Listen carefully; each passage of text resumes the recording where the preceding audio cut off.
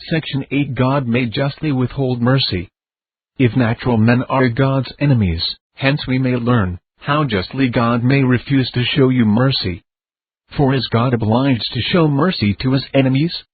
Is God bound to set his love on them that have no love to him, but hate him with perfect hatred? Is he bound to come and dwell with them that have an aversion to him, and choose to keep at a distance from him, and fly from him as one that is hateful to them? Even should you desire the salvation of your soul, is God bound to comply with your desires, when you always resist and oppose his will?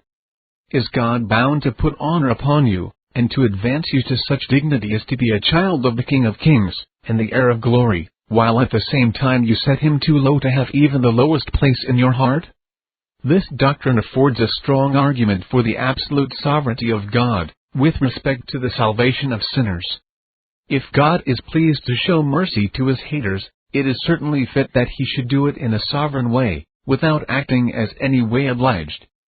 God will show mercy to his mortal enemies. But then he will not be bound, he will have his liberty to choose the objects of his mercy. To show mercy to what enemy he pleases, and to punish and destroy which of his haters he pleases. And certainly this is a fit and reasonable thing. It is fit that God should distribute saving blessings in this way, and in no other, namely in a sovereign and arbitrary way. And that ever anybody thought of or devised any other way for God to show mercy, than to have mercy on whom he will have mercy, must arise from ignorance of their own hearts, whereby they were insensible what enemies they naturally are to God. But consider here the following things. 1. How causelessly you are enemies to God. You have no manner of reason for it, either from what God is, or from what he has done. You have no reason for this from what he is.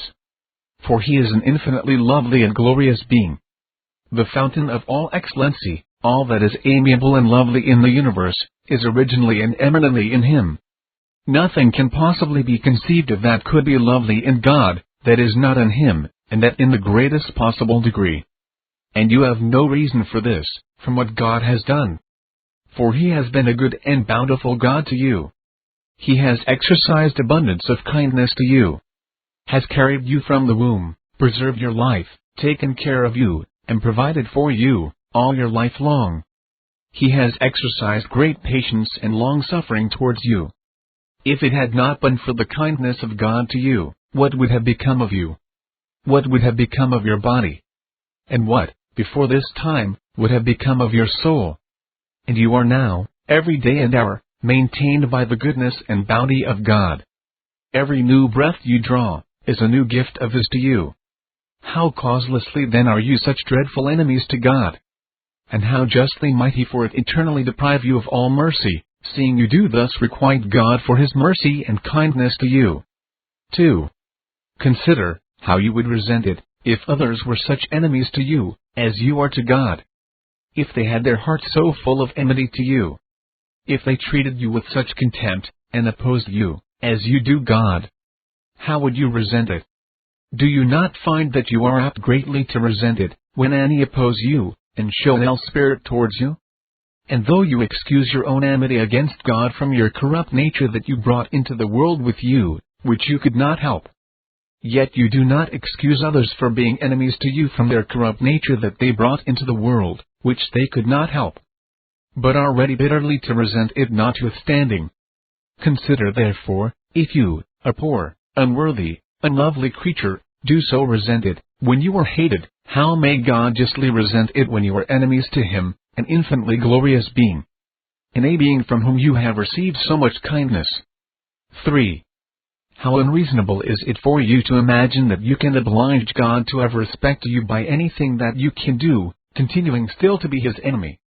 If you think you have prayed, and read, and done something considerable for God, yet who cares for the seeming kindness of an enemy?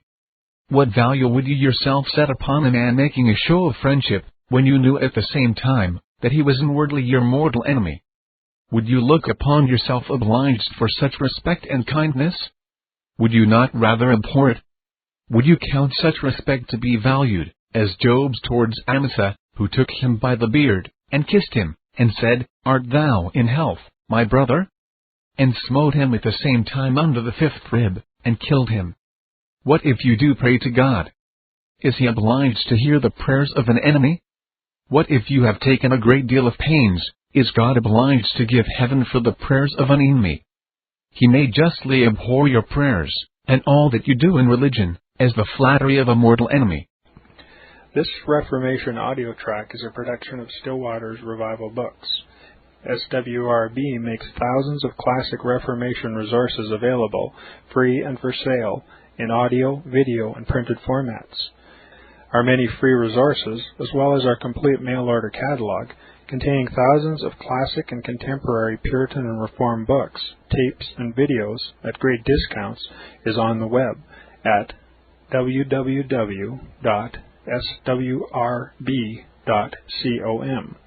We can also be reached by email at swrb@swrb.com, by phone at 780-450-3730, by fax at 780-468-1096, or by mail at 4710-37A Avenue, Edmonton, that's Edmonton, Alberta, abbreviated capital A, capital B, Canada, T6L3T5. You may also request a free printed catalog.